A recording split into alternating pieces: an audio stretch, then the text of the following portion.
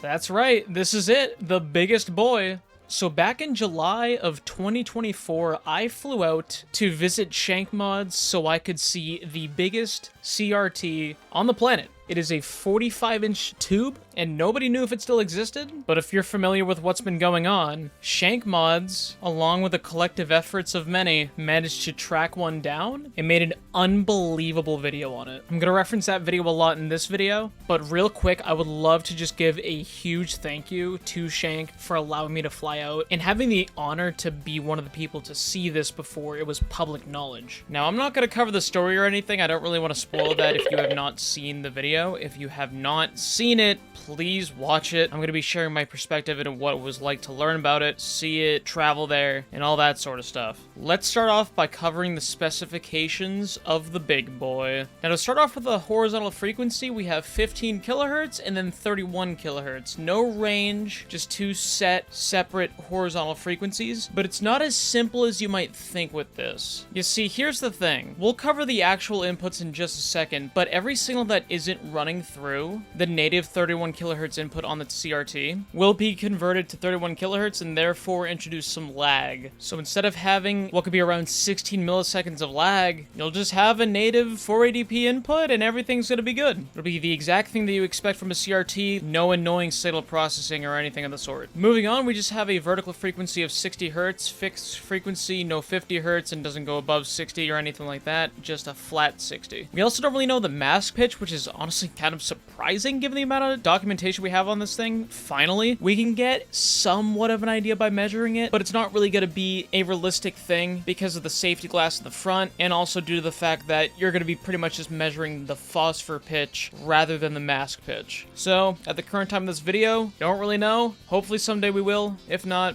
oh well. The TV line count is around 600 to 650-ish, and the size, of course, being 45 inches with a 43-inch viewable tube. Absolutely insane. And the weight is 440 pounds or about 200 kilograms. Why? Like, when I saw the footage of this thing being moved from the soba factory, it was surreal. Like, to me, it's as surreal as seeing a building walk around. Like, have you ever seen a building just go for a stroll? I don't think you have. So seeing this thing move rather than being a stationary thing on a TV stand that's being taken at a 45-degree angle, that's the only way I saw this thing for like a long time. But hey, if you ever get one yourself, just make sure your floor is sturdy enough, because if not... Anyways, that's about it for the crucial specifications. Let's get into the video inputs for the monitor, or TV, or whatever this thing is. This thing is so weird.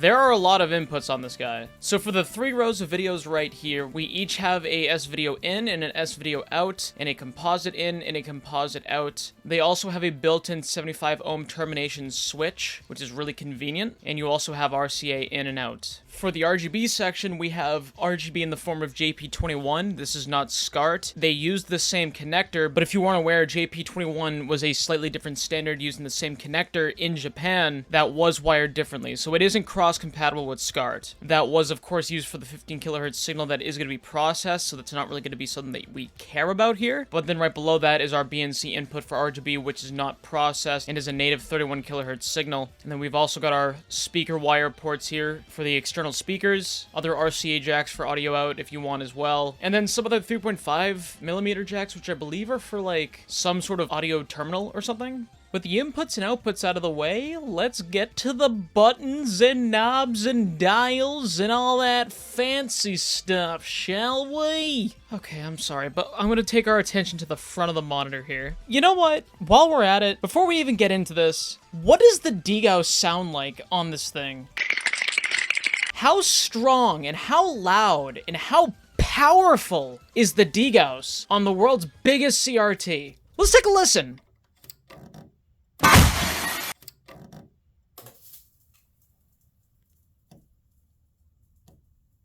Yeah, isn't that surprising? You'd expect like a meteorite to hit the ground as soon as you press the power button on this thing, but like, it's not really that insane at all. Like, I have a PC CRT that sounds crazier than this thing. Like, listen to this. This is the HMD A440. The sound that this thing makes is probably the most horrific thing I've ever heard in my entire life, and it's like a 19-inch PC CRT. Okay, anyways, I'm getting carried away here. So down here, you'll notice that we have a tuner. Now, this is the VTX5R, and it's a pretty cool addition on this monitor because it basically allows it to be a TV as well. That is what a tuner does, after all. Now, above that is where the real meat is, which is, of course, a part of the actual monitor. This is the control center, my friends. This is where the magic happens. So in this tray, we have a bunch of pots, buttons, switches, dials, what have you. It's a fever dream adjustments in this guy. Now, the part you're seeing here with the PCB that has some convergence adjustments, this is normally covered by a plastic tray. It has, of course, been removed because why would we not want easy access to something like this? It is seriously remarkable how many adjustments you get for a display that was made in 1989. Seriously, let that sink in. You have dynamic convergence. Not just any dynamic convergence, though. This is not digital dynamic convergence. This is analog dynamic convergence. This is sophisticated engineering, Japanese supreme, insane manufacturing bonanza. Like, it's actually unbelievable. I don't know how they managed to do this. Listen, dude, all I gotta say is Japanese engineering is on another level that we can't even comprehend even in the year of 2025. You, of course, get landing adjustments as well right here in this corner. It's just absolutely unbelievable. Now that we're done with that, let's get to the insides. I'm very excited about the insides, because if you notice in that one clip that I showed, there are 2 flybacks. There are 2 flyback transformers. What? Of course there is! You know, of course! Of course there are 2. We'll get into that, the tube sticker, and much more. Here we go.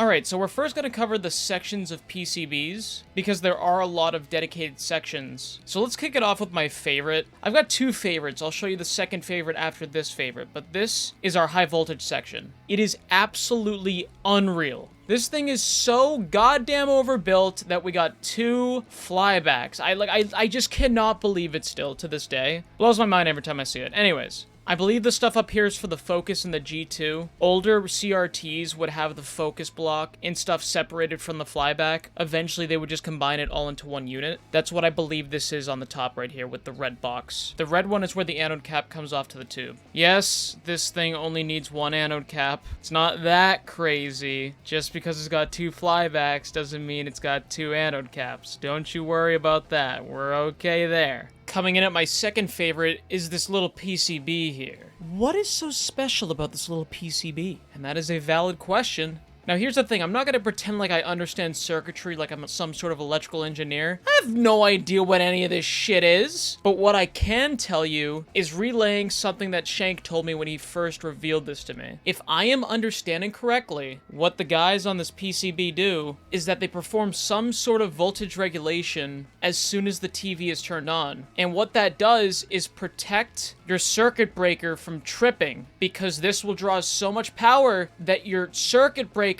would trip. So these make it so that doesn't happen. Yeah. You see these 4 little rectangles here? Those are resistors.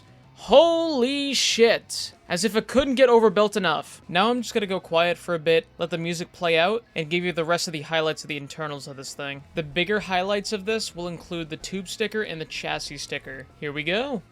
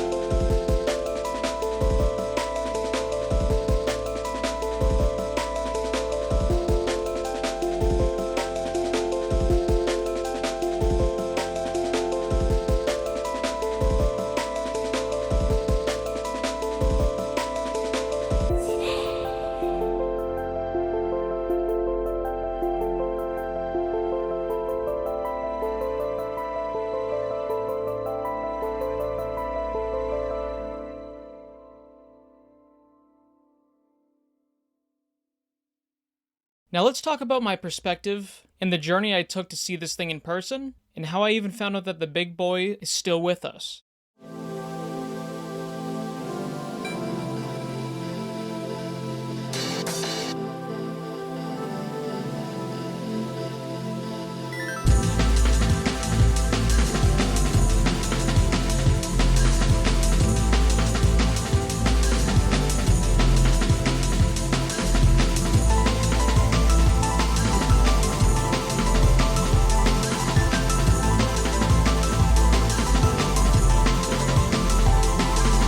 So I'm going to start with how I first found out that this thing even was going on. Back in February of 2024, I was in a call with Shank, and then he just drops a photo in our DMs, and that photo was this. Now I know I showed it previously for a brief second, but if you know the iconic photo, you can only imagine how dumbfounded I was when I see the same angle, same room, but the TV is gone. Yeah, of course I was in denial. I was like, oh yeah, no, it's fake or something, but no, it's not. I'm gonna play some clips for you. One is my reaction to seeing the multiple flybacks, and then the other is the circuit that prevents your breaker from tripping from when you turn on the monitor. Oh my god, the 3 fucking, looks like 3 wait, how many fucking flybacks or whatever? What is going on? Oh my god, what the fuck? Wait, I'm just looking at that right now. Wait, it has 2 flybacks. It has 2 flybacks, what? Wait, how many fucking flybacks is this? Wait, this is all? What?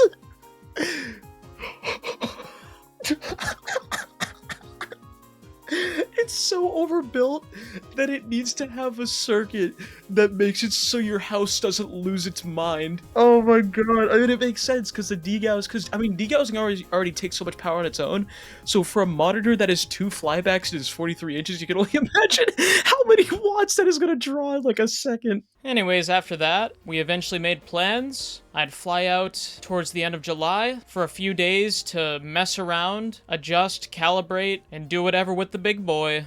Now here's the thing, I have never flown before. As of this video, this is the first and only time I have ever flown on a plane. I have never done this before. So scheduling that, buying the tickets, finding the right people to fly with, it was a lot, but it was worth it. And honestly, at the end of the day, now that I did it, it's not that complicated. All things considered, at least. Flying made me feel like a child again. Listen, I know there's some people that do it so often it's monotonous, but for me, being suspended above the clouds, being able to see cities compressed to the size of your fingertips, it is crazy shit. People were on their phones, sleeping, reading magazines or books, or watching movies. I was staring outside the window the entire time, both the flight to and the flight from. For the flight back, I literally paid to have a window seat because I wanted to stare outside the window the entire time. And I got my money's worth. I did. I stared outside the window the entire time. But sorry, I'm getting ahead of myself a little bit with that. When I landed, we got some food, and it was some damn good food. Shank, I know you're watching this, and I know what you're thinking. We had some damn good food. The most whelming food to ever hit the human race. I'm not going to disclose what that food was, though. If you know, you know. After that, we messed around with various CRTs. Check out this Hitachi that has one of the craziest boob curves I have ever seen on a tube. Like, that thing is round. I also saw a color vector display, which made me want one more than I ever thought I would want one. Because, wow, it looked really good. Playing Tempest on it. I love Tempest. Now, we also got to mess around with the NEC 3790. Now, this thing is huge. It's a 37-inch tube, 35-inch viewable, and it's a monster. It's got hell of a range. You can sync it to 15 kilohertz, and then you've got a range of 31 to 95 kilohertz. It's a very nice set. It's got a nice Mitsubishi shadow mask, 0.85 millimeter dot pitch. Very nice. Now, seeing that then, that was the biggest CRT I have ever seen, actually. The biggest I had seen before this was a 32-inch, just a standard consumer set. I don't remember which one it was, but I know that the biggest I've seen is a 32-inch prior to this point. And something Shank told me when we were messing with it is that once I see the PVM-4300, this thing will look tiny in comparison. Of course, I didn't believe him, but he was right. That night, I opened the sacred door, the light was turned on, and right in front of me I was presented with the biggest CRT on planet Earth. You see, I'm sitting here struggling to put into words what type of feeling overtook me when I stood face to face with such a mystical CRT. There's really nothing like it. It is so fucking massive, and no video can do it justice. Like, nothing can do it justice. It is completely different to see it in person versus seeing it on video, no matter what. It was getting late, but we pulled up a quick thing of Melee to just see what it looks like, and I messed around and snapped a few photos of it during that session. But the real fun would begin the next day when we had a full day to just dedicate towards the TV. Well, that was after we got some damn good food and went out and explored and had some fun. All right, so demonstrate. So the GameCube controller is not loud enough. So simply take this, drill a hole in it, plug this in.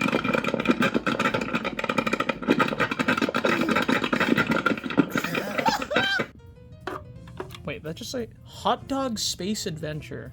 What the fuck, what? I don't know. But anyways, I don't have any footage of it, but I did tweak the convergence a little bit so it's a little bit more uniform. Besides that, it did look pretty good from the people who previously visited to adjust it themselves as well. So they did a very good job. Now, when I was there, that was when we actually discovered what the TV line count of the TV was. It's pretty fun to figure that out. And of course, I spent a long time recording content through a bunch of my favorite things on there to see what it would look like on the biggest CRT, and it looked amazing. But we'll get to that. We'll get to that.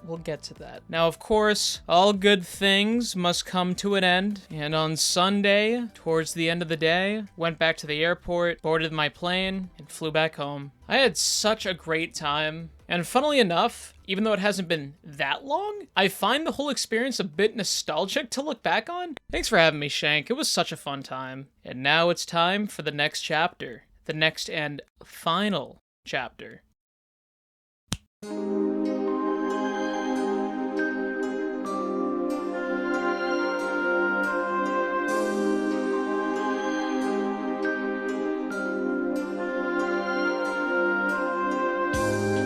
Before we jump into the ending of this video, I'd like to go back on how I first joined the CRT community. I dabbled with CRTs a good amount growing up, and I was always pretty fascinated on how they worked. But I would say around 2018 is where I really started getting into it, and that was with my grandfather's extremely old Magnavox slot mask TV, and it only had RF. There's no composite, nothing else, literally just a coaxial input. And I loved it to death, got a bunch of consoles for it, got a whole setup for it. And as I was getting into that, I started watching videos on CRTs and what other types of CRTs were out there, such as PC CRTs, PVMs, BVMs, projector sets. I mean, you name it. And I became even more fascinated. I got a PVM, I got a 1954Q, I got an 8041Q. And then I started getting into PC CRTs. I got this really shitty Princeton EO40 or something like that from a recycling center, and it looked like shit, but at the time I was so happy. I had no idea what I was doing. And to just see how things have progressed since then, how far I've come in terms of my knowledge on CRTs and how they work, and what exists out there, and the things that I've been able to teach others in regards to CRTs, whether it's the existence of some, such as the Siemens monitor, and what those look like, how they work, what their specs are, what things look like on them. I mean, I'm just so grateful that there was a collective effort powerful enough to rescue a TV that is almost 40 years old from a soba factory. That is fucking crazy. I remember reading people talking about how it doesn't exist anymore and that there's no way that one exists because we would have found it already, and how there was that one photo. And to think how incredible it is that this TV is that specific one from the iconic photo makes it all the more special. And it's amazing to me that starting out not knowing shit about CRTs and then eventually making it to the point where I got to personally be invited out to see the PVM-4300. It's very, very humbling. And you know, like, I try my best with these videos. I put off a lot of things and procrastinate a lot, but the reason why I ultimately get these videos out there is because I fucking love CRTs. To a lot of people, they're just old, shitty pieces of e-waste, but to me, and a lot of other dumbass nerds, these are incredible pieces of display technology history, as well as engineering. And there's not really a lot that is made in our modern world that can really match these things in terms of how they were built and designed. And the fact that they're able to compete with a lot of modern display technologies, you have to understand, for when this technology fundamentally was developed, that is fucking crazy. But yeah, besides the fact that it's because I love CRTs, I want to do as much as I possibly can to preserve, archive, and document as many CRTs that I can, especially the ones that are very notable, such as the Siemens monitor, the Dell P1110, the PVM-4300 for Christ's sake, the extremely low hour HDM 20E1U. I mean, like, you name it, I want people to be able to look it up and have as many questions that come to their head get answered instantly just by watching the video. The specs, the appearance, the design, the inputs, because if nobody does it, like, eventually this shit will cease to exist. And I don't think we know when that'll be. I mean, people say in the 2030s, people say 2040s. It's honestly so hard to say. Like, they're scattered everywhere. There's some that haven't even been rescued yet. There's a lot of repairing that can be done to them besides the, you know, tube and flyback. You know, the future's uncertain on how long these things will survive and what can be made by people who are insane enough to design their own, you know, replacement circuitries like flybacks, whatever. All I can say is I'm doing my part, and that makes me happy. And I hope by watching these videos, you're able to see that and feel that and be happy knowing that, yeah, you know, these CRTs are still out there. They exist. They're in use. They're loved. And that's amazing. Thank you for watching. Thank you to Shank for allowing me to see the CRT. Look forward to the next coming videos, whenever those will be. But besides that, can we look at some content on this thing already? I've been talking for way too long. Anyways, I'll see you later.